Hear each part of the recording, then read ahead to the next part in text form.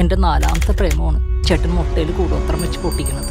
അയാളെ കൊണ്ട് എങ്ങനെയും ഒന്ന് പ്രേമിപ്പിക്കേ, എന്നാലേ എനിക്ക് പ്രേമിക്കാൻ പറ്റുള്ളൂ. പ്ലീസ്. അവനിപ്പോ കല്യാണം വേണ്ടെന്ന് പറയണേ. തിന്നല്ല തീറ്റിക്കില്ല. നിന്നെ ഞാൻ ചാത്തനെ കൊണ്ട് പിടിപ്പിക്കൂടാ. മുട്ടയിലെ പണിയും ഞാൻ.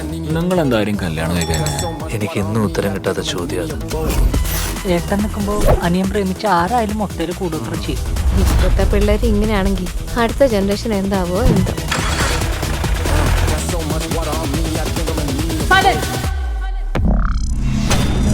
ഒരു പ്രശ്നമുണ്ട്. എന്ത് പ്രശ്നം?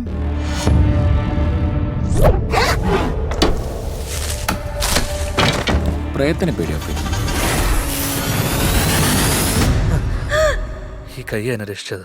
മന്ദാകിനിയോ? ഈ പ്രേതം ദൈവം എന്നൊക്കെ പറയുന്നത് മനുഷ്യന്മാരുണ്ടാക്കുന്ന കാര്യങ്ങൾ മാത്രല്ലേ?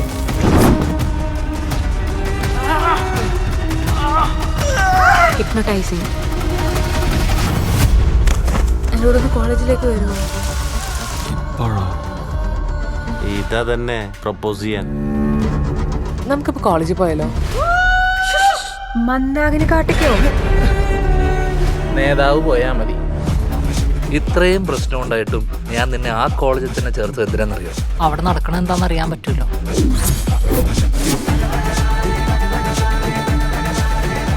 ഇതെന്താടാ ആളുകളുടെ സംസ്ഥാന സമ്മേളനം?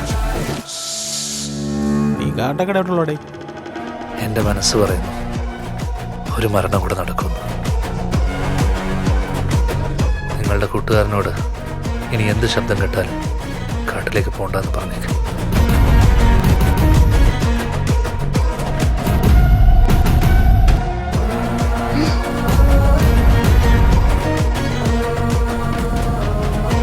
എല്ലാവരെയും കൊല്ലണം മന്ദാകിനി, എന്നെ മാത്രം തന്നെ വെറുതെ വിട്ടു.